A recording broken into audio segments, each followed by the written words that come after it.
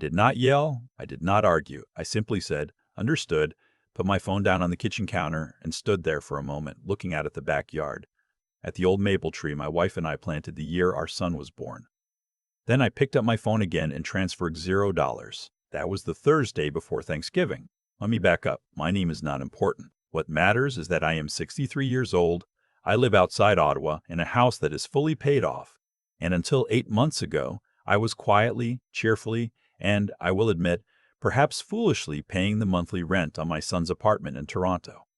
His name is Evan. He is 31. His girlfriend's name is Priya, and she moved in about 14 months ago without much of a conversation about it. That's fine. I liked Priya at first. She had a quick smile and she laughed at my bad jokes at dinner. What I did not realize, not right away, was that her relationship with me was mostly transactional. Warmth when she needed something, distance when she didn't. Evan has always been a little like that too, if I'm being honest. Not cruel, just comfortable, the way people get comfortable when they've never really had to worry, and I allowed that comfort to develop. His mother and I both did.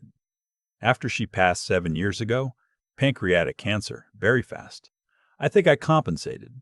I kept paying for things because it was easier than the conversation about why I was paying for things. It was easier than admitting that I was terrified my son would drift away from me entirely if I stopped being useful to him in a financial sense. So yes, I paid the rent, $1,200 a month on a 2-bedroom apartment in the East End of Toronto.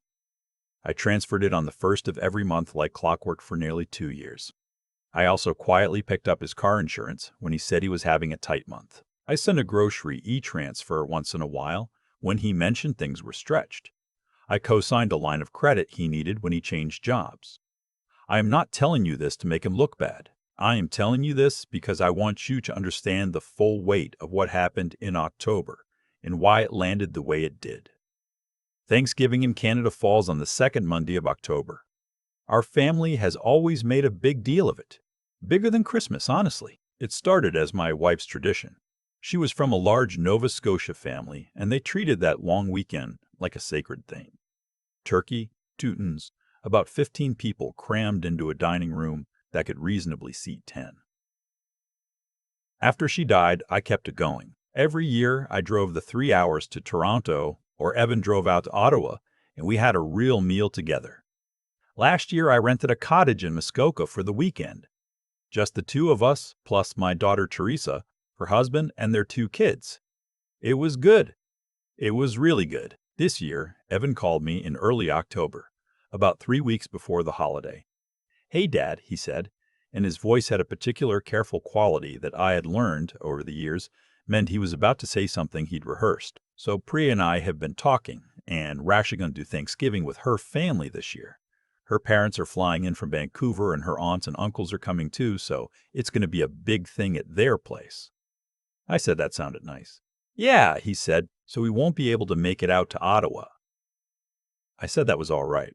I understood. There was a pause. I was waiting, I think, for the part where he said, "But we'd love for you to come to Toronto. Or can we do a dinner before or after?" Something, some acknowledgement that I existed in the picture somewhere. It didn't come. "Cool," he said. "I'll call you on the day." After we hung up, I sat at my kitchen table for a long time. I wasn't angry. Not yet. I was just sitting with the particular sadness of realizing something you had already suspected for quite a while. I had been folded out of the holiday. Quietly, without ceremony, without any apparent awareness that this might mean something to me. My wife was gone. Teresa was spending the weekend with her in-laws in Sudbury. I would be alone on Thanksgiving for the first time since 1987. I called my friend from work, a man named Roderick, who has known me for 20 years. I told him what happened. He was quiet for a moment, and then he said, "Ray, you know you don't have to keep doing what you're doing." I said, "What do you mean?" He said, "I mean the rent. The rest of it. All of it." I told him I'd think about it. What I actually did was nothing for 2 weeks. I let it sit. I went to work. I raked the yard. I called Teresa and didn't mention it because I didn't want to put her in the middle. I drove out to the Eastern Ontario Agricultural Fair on the Saturday and walked around alone eating a beaver tail and feeling, I'll be honest, profoundly sorry for myself. Then Thanksgiving Monday came. I made myself a small turkey breast, some roasted root vegetables, a glass of red wine. I ate alone at the table with the news on low in the background. My phone buzzed at around 8:30 in the evening. It was Evan. "Hey, Dad. Happy Thanksgiving. Hope your day was good." That was the whole message. I stared at it. I thought about the rent transfer that was scheduled for the 1st of November. I thought about it for a long time. Then I typed back, "Happy Thanksgiving, son. Talk soon," and I went to bed. The next morning, I sat at my computer and I looked at my banking app. The scheduled transfer was there, set up as a recurring payment, clean and automatic.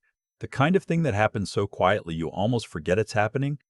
$1,200, November 1st. Payee, Evan. I canceled it. I didn't call him first. I didn't send a message. I didn't write a letter explaining my reasoning. I just canceled it.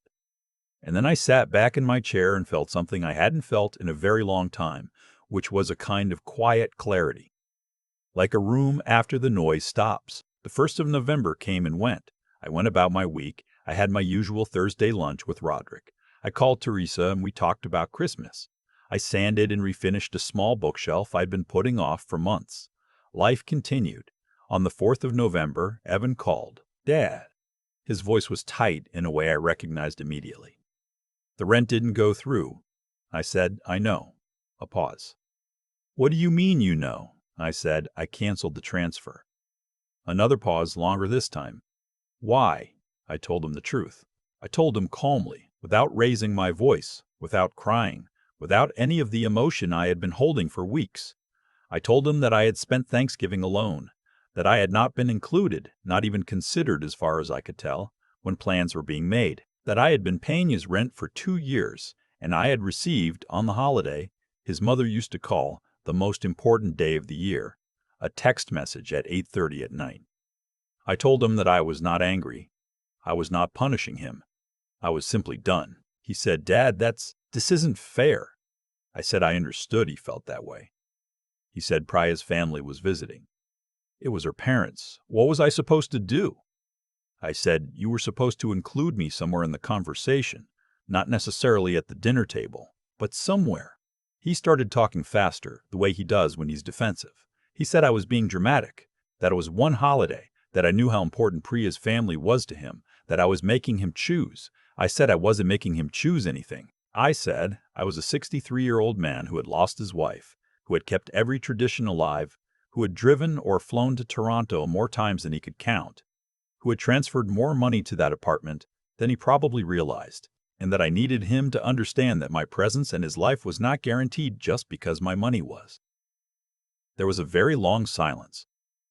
Then he said, "Okay, Dad." He didn't say much after that. We got off the phone.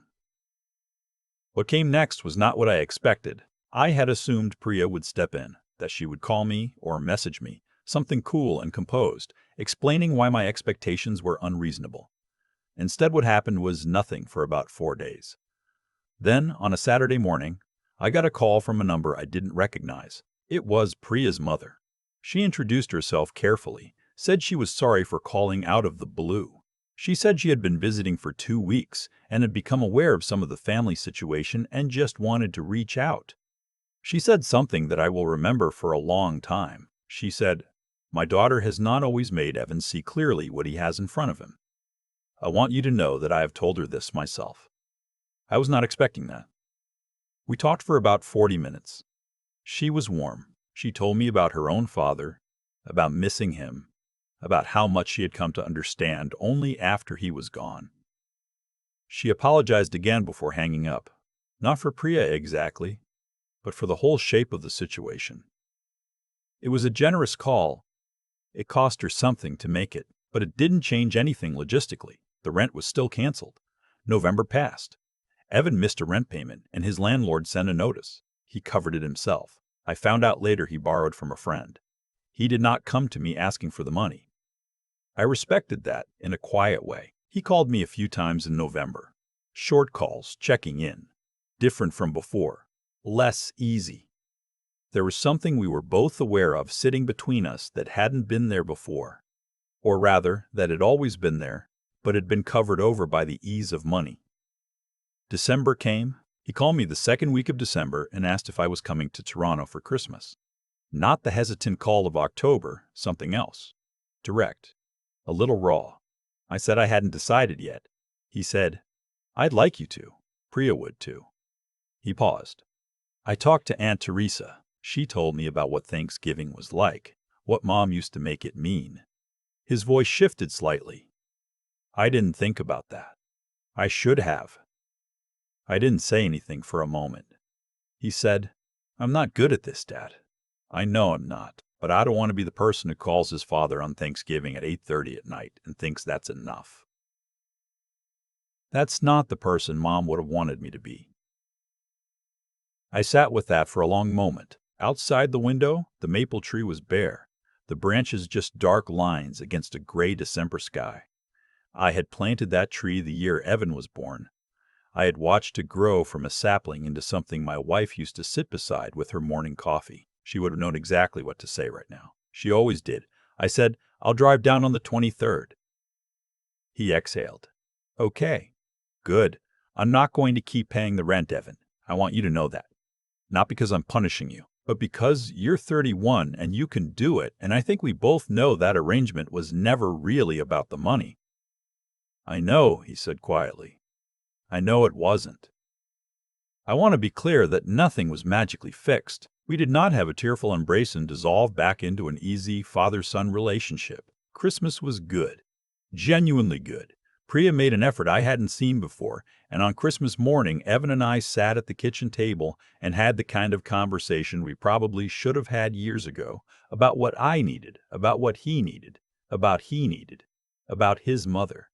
It was long. Parts of it were hard. We were both tired by the end of it, but there was something real in it, something that hadn't been there when everything was easy and the money flowed without question, and we could both pretend the relationship was fine because no one had forced us to look at it directly. That's what I want to say, I think, to anyone who was sitting where I sat in October. I'm not a hard man. I don't believe in cutting off family or issuing ultimatums or making people suffer for their mistakes. I believe in giving people suffer for their mistakes. I believe in giving people, especially your children, enormous amounts of grace. But grace is not the same as invisibility. Loving someone is not the same as accepting that they've stopped seeing you. There is a difference between sacrifice and erasure, and at some point, a man has to know the difference. I canceled a rent payment. In return, I got my son back. Not the comfortable, slightly absent version of him, but something more honest. And I got back something in myself, too, some self-respect I hadn't realized I'd been quietly handing over for years along with those monthly transfers. My wife planted that maple tree with me. She would have let him struggle earlier than I did. She was always wiser than me in that particular way. But she also would have driven down on the 23rd. Some things you learn the hard way. Some things you learn the hard way. Some things you learn just in time. There's a maple tree in my backyard that my wife and I planted the year Evan was born. I looked at it a lot during those weeks in October and November, bare branches against a gray sky, the kind of stillness that doesn't feel empty so much as honest. Trees don't perform, they just grow or they don't. I've been thinking about what actually happened in this story, and I don't think it was really about a rent payment. The money was just the thing that made everything visible. What I had done for years was make it very easy for my son to take me for granted, not because I was weak, because I loved him and I was scared of losing him after we'd already lost his mother. That's understandable. But understandable doesn't mean it was right. When you remove all the friction from a relationship, when you absorb every consequence before it can reach someone, you don't protect them. You just delay the moment when they have to figure out who they actually are. Evan is not a bad person. He got comfortable. There's a difference. Comfort doesn't make you cruel. It just makes you careless. And carelessness, left long enough, starts to look a lot like cruelty from the outside. What changed things wasn't the canceled transfer itself. It was that I finally did something that required something of him in return. For the first time in years, I stopped absorbing. I let the natural weight of things settle where it belonged. And what came back? Slowly, imperfectly, with a few hard phone calls in between, was a version of my son who had to think about what he actually valued. That's not punishment. That's just cause and effect. Every choice has a direction. Every pattern, left uninterrupted, becomes permanent. I think about what it took to make that call. Not Priya's mother's call, though that was generous and I won't forget it, but my own call, the one where I sat at my computer, looked at that scheduled transfer, and decided to cancel it. It wasn't anger that made me do it. It was a kind of clarity that had been building for a long time. A recognition that I had rights in this relationship too. That my grief mattered, that my Thanksgivings mattered, that I was allowed to stop making myself small, to keep peace with someone who wasn't even noticing the sacrifice. That took something from me. A stubbornness about my own worth that I had to locate again after years of letting it go quiet, and the conversation Evan and I had on Christmas morning. The real one, the long and tiring one, that took something from him too. It took honesty about his own patterns, his own avoidances, the ways he had learned to treat his father's presence as optional. That kind of honesty is harder than any missed rent payment. It costs more, and it's worth more. If you are sitting somewhere right now feeling like you've been forgotten by someone you've given everything to, I am not going to tell you what to do. Every family is different. Every situation has its own weight and its own history. But I will say this. The moment I stopped pretending everything was fine was the moment things actually had a chance to become fine. Not perfect, not easy, but real. That's the only thing I know for certain after all of this. Real is better than comfortable.